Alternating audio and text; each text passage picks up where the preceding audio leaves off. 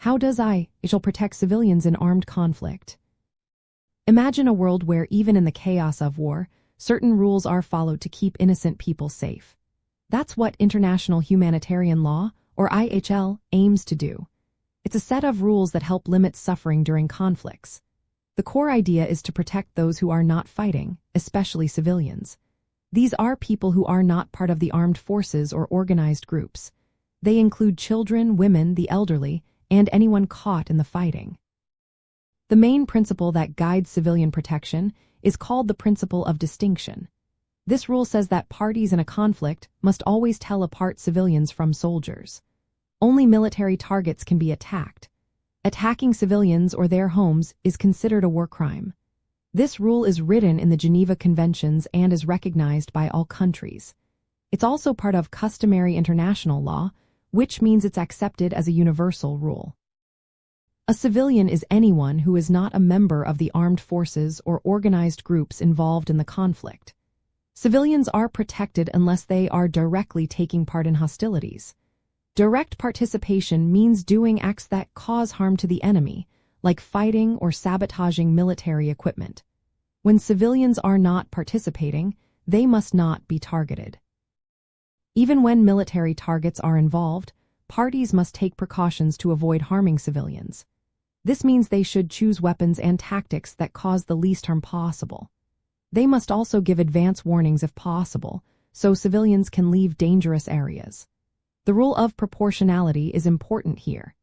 It says that even if a military target is legitimate, the attack should not cause excessive civilian harm compared to the military advantage gained.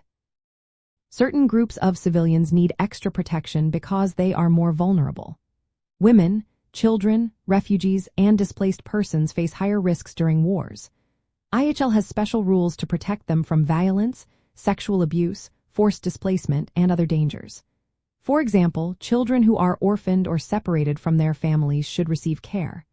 Hospitals and safe zones are established to help the wounded, sick, and vulnerable.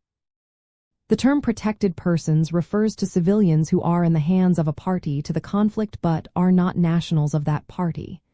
They are entitled to humane treatment, protection from violence, torture, and humiliation. They must not be punished collectively or subjected to reprisals. If they are prosecuted, they have the right to a fair trial with proper judicial guarantees. Civilian objects like homes, schools, hospitals, and places of worship are also protected under IHL. Attacks on these are forbidden unless they are being used for military purposes. Even then, the attack must be proportionate, meaning it should not cause unnecessary harm. Destroying property without military necessity is also forbidden.